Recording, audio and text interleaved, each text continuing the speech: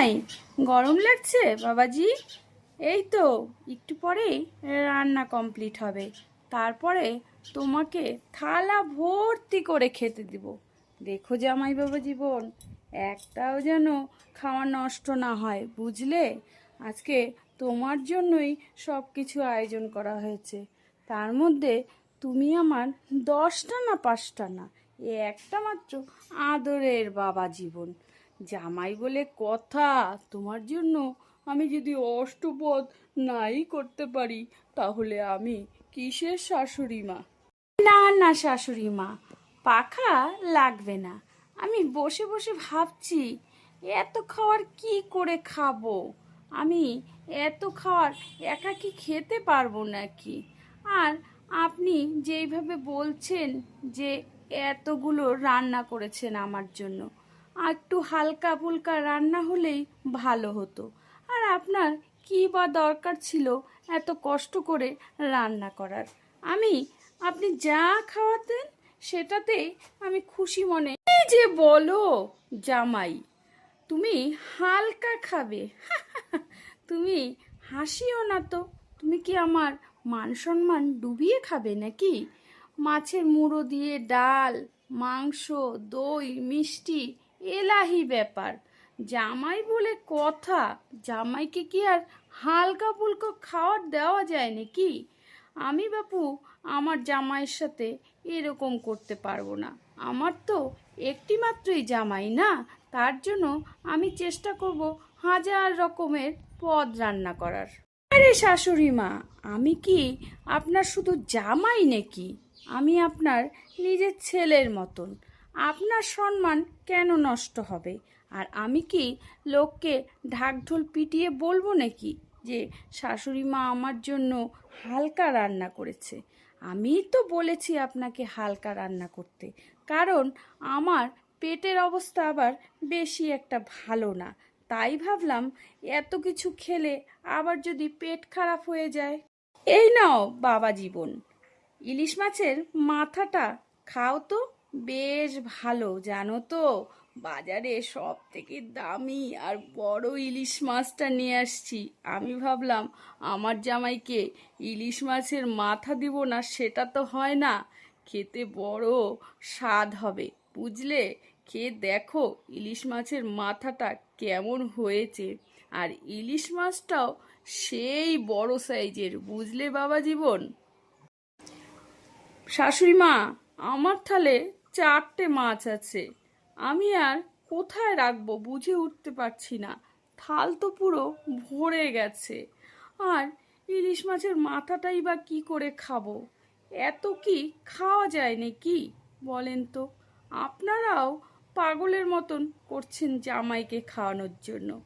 একবারেই কি জামাইকে খাওয়াবেন? আর কি জামাইকে খাওয়াবেন না যে একবারে এত কিছু রান্না করছেন? আরে জামাই, তুমি যে কি বলো? জামাই ষষ্ঠীতে আসছো আর এই 2-4টে মাছ খাবে না? পেট কি খালি রাখবে নাকি? লোকে কি বলবে যে জামাইকে পেট ভরে খেতেই দিল না? আর এই নাও খাসির মাংসটা খেয়ে দেখো তো, একদম কষানো মাংস, বুঝলে? আর বলো না, যদি আরও কিছু লাগে তাহলে না হয় রাত্রে আমি তোমাকে গরম গরম করে খাওয়াবো, বুঝলে বাবা জীবন? তুমি কিন্তু লজ্জা পেও না, তুমি শান্তি মতন তৃপ্তি করে খাও। আর জামাই ষষ্ঠী বলে কই বাবা জীবন, পই পই করে বলছি, থালের মধ্যে যদি কিছু খাওয়ার পড়ে থাকে তাহলে কিন্তু আমি রাগ হব আর কষ্টও পাবো। সকাল থেকে দুপুর অবধি কত কি তোমার জন্য রান্না করলাম। তুমি আমার একটি মাত্র জামাই, আর জামাই ষষ্ঠীর দিন যদি তুমি নাই খাও তাহলে তুমি কিসের জামাই বলো তো? তাড়াতাড়ি থালের সব খাবার শেষ করে ফেলো, সব কিন্তু শেষ করতে হবে, বুঝলে জামাই বাবা জীবন? শাশুড়ি মা কি যে করছেন, আমাকে বাঁচান। আমি জামাই নাকি কুম্ভকর্ণ? এত খাওয়ার দেখে আমি তো খেয়ে নড়তেই পারছি না। এত খাওয়ার খাওয়া যায় নাকি বলেন তো শাশুড়ি মা? জামাই ষষ্ঠী বলে আমি কি একদিনেই সব কিছু খেয়ে নিব নাকি? আপনারা কি আমাকে অন্যদিন কিছু খাওয়াবেন না? এত আইটেম করার কোনো মানে হয়? দু চারটে পদ করলেই তো হতো শাশুড়ি মা। কি যে বলো জামাই বাবা জীবন, একবার খেয়েই তোমার এই হাল হয়ে গেল। এখনো তো বিকেলের জল মিষ্টি সব রকমের টিফিন, সন্ধ্যার টিফিন যেটা বলে সেটা বাকি আছে। 5-7 রকমের ভাজা, তারপরে মানে সিঙ্গারা, মিষ্টি, বেগুনি, চপ, এগুলো তো তোমার বিকেলে খেতে হবে। তাহলে এখনই এরকম করলে চলবে জামাই বাবা জীবন? শাশুড়ি মা, আমার নামটা চেঞ্জ করে এক কাজ করো, আমাকে খাওয়া দাওয়া বলে ডাকো। আমি তো উঠতেই পারছি না, আমাকে একটা অ্যাম্বুলেন্স ডাকিয়ে বাড়িতে পাঠালে ভালো হয়। আমি এই অবস্থায় কি করে উঠবো? পেট যেন আমার ফুলেই উঠছে। এত খাওয়া যায়? আবার বলছে বিকেলে নাকি জল খাবার, সেই জল খাবারে নাকি 5-7 রকম নাকি তারও বেশি কত কি আইটেম জামাই আছে। ওসব কথা ছাড়ো তো, যখন থেকে তোমাকে খাবার দিচ্ছি তুমি এই একই প্যান প্যানানি ঘ্যান ঘানিনি করে যাচ্ছ।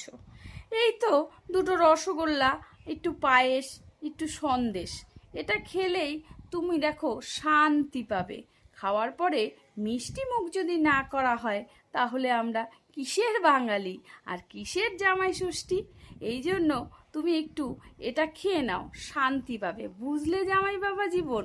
অত চিন্তা করো না তো, এখন বয়স কম, এখন খাবে না তো কবে খাবে? মা, আমি শান্তি চাই না, আমি এখন এখান থেকে মুক্তি চাই। আমার আর কোনো খাওয়ার দরকার নেই।